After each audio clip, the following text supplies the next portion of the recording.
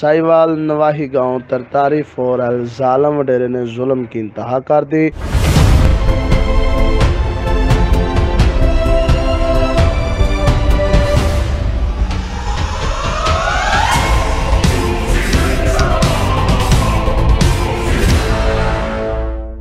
اس سے انسانیت ہی شرما گئی۔ بیٹی کو چھیڑنے سے منع کرنے پر غریب مزدور کا پولیس کو وڈیروں کے خلاف درخواست دینا مہنگا پڑ گیا۔ وڈیروں نے کسان کو اسلحے کے زور پر اٹھا لیا اور گلے میں کتے کا پٹا ڈال کر کتا بنا کر کتے کے کھانے والے برتن میں کتے کی طرح پانی پلاتے رہے۔ رپورٹ فیاض احمد عطاری، نمائندہ خصوصی ایشیا۔